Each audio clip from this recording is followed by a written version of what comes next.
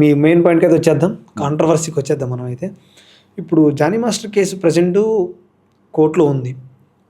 తను ఎవరున్నారో తన ఫేస్ చూపించకూడదు, అసలు బయటికి రివీల్ చేయకూడదు, తను రాకూడదు. మొన్న ఒక ఛానల్లో ఇంటర్వ్యూ ఇవ్వడం జరిగింది. ఎందుకు అంటే తను ఏం ఆశించి ఇంటర్వ్యూ ఇవ్వడం జరిగింది? అదే అండి, ఇప్పుడు వాళ్ళకి లేని ఇబ్బంది ఎవరికి లేదు, అందరికి లేని దొరద కత్తికి ఎందుకు అని సాగుతుంది. ఓకే, సో మంచిదే. అంటే ఇవ్వచ్చా ఇవ్వకూడదు అసలు ఇంటర్వ్యూ? ఆవిడ ఇష్టం అది. ఓకే, ఆవిడ ఇష్టం, ఆవిడ ఇచ్చుకోవాలనుకుంటే ఇచ్చుకోవచ్చు. ఒకసారి అది ఎందుకు అంటే, అది ఎందుకు చెప్తారు అలా చూపించకూడదు అంటే, రేపు ఆవిడ పెళ్ళికో ఆవిడ ఫ్యూచర్ జీవితానికో ప్రాబ్లం అవుతుంది, అందుకని ఆవిడ గురించి తెలియనివద్దు అని చెప్పి. ఒక్కసారి తెలిసిపోయిన తర్వాత ఇంకంతా ఓపెన్ అయిపోతుంది. ఆవిడ గురించి ఇంకా అందరూ మాట్లాడుకుంటారు, చేస్తారు. ఓకే, సో ఫస్ట్ ఓపెన్ అయ్యే వారికి ఇప్పుడు మళ్ళీ మాట్లాడకూడదు అనడానికే లేదు. ఇప్పుడు ఆవిడే వచ్చి అందరికీ కనబడి నేనే అని చెప్పి, నేనే సృష్టి వర్మ, ఈ కేసు ఇది, దీనికి సంబంధించి నేనే అని చెప్పి మాట్లాడుతుంది ఆవిడ. అవును, కాబట్టి అదే అండి, ఆవిడకి ఆ బాధ లేనప్పుడు లేదమ్మా మీరు రాకూడదని చెప్పడానికి కూడా లేదు పోలీసులు. ఓకే, అది ఆవిడ ఇష్టం. ఓకే, జానీ మాస్టర్ బయట అంటే బిగ్ బాస్ నుంచి వచ్చాక జానీ మాస్టర్ కలిసారా, మాట్లాడారు, ఏం చెప్పారు? లేదు, జానీ మాస్టర్ ఊళ్ళో లేరు, ఆయన ఎక్కడో కొరియోగ్రాఫ్ చేసుకుంటే ఎక్కడ ఉన్నారు.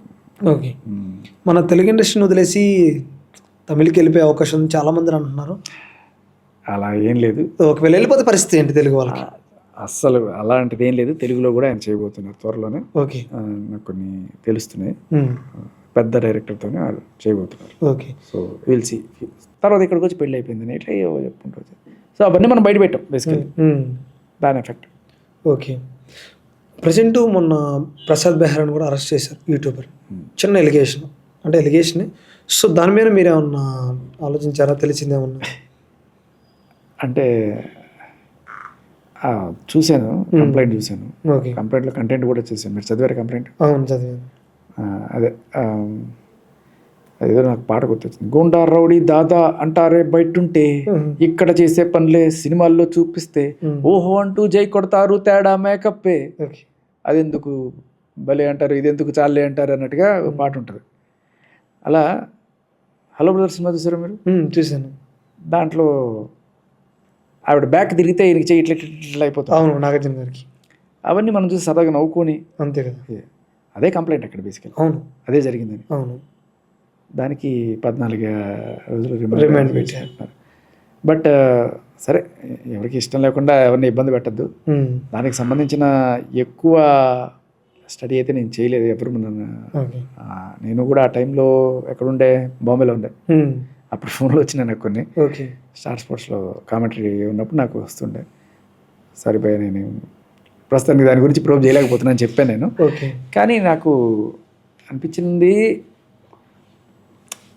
అంటే, ఒక్కసారి హెరాస్ చేశారు లేకపోతే ఏదో గొడవ అయింది అని చెప్పి వెళ్ళిపోయినప్పుడు మళ్ళీ పిలిస్తే మళ్ళీ రావడం, మళ్ళీ వచ్చి మళ్ళీ హెరాస్ చేశారని చెప్పి వెళ్ళి కేసు పెట్టడం, ఇవన్నీ ఆ కంప్లైంట్లో మనం చూస్తున్నాం.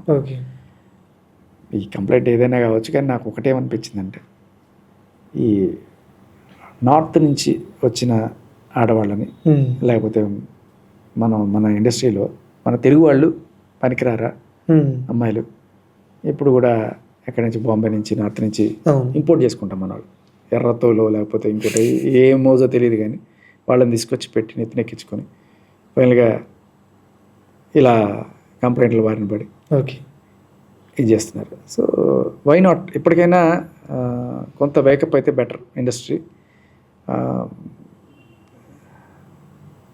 ఎంతవరకు నిజాలో తెలీదు ఆ కేసుకి సంబంధించి, బట్ నేనైతే చూస్తుంటానంటే వర్ష పెట్టి ఓవర్ పీరియడ్ ఆఫ్ టైం అందరూ కూడా ఎక్కడి నుంచో తెలుగుకి వచ్చి సెటిల్ అవ్వడానికి వచ్చారు. వచ్చి ఇక్కడున్న వాళ్ళ మీద కేసులు పెట్టి వాళ్ళని, వాళ్ళ కేసులు కూడా పెట్టేది ఎవరంటే మంచి మంచి ఇన్ఫ్లుయెన్సర్స్, కొంచెం పేరున్న వాళ్ళ మీద. ఎందుకు అట్లని? కేవలం డబ్బు కోసమే అంటారా? ఇక్కడ నాకు డబ్బు కోణం ఏం కనిపించలే. ఈయన కేసులో పెద్ద డబ్బు కోణం ఏం కనిపించలేదు, ఏదో ఈగో ప్రాబ్లమ్స్ అనే అనిపించింది. ఓకే,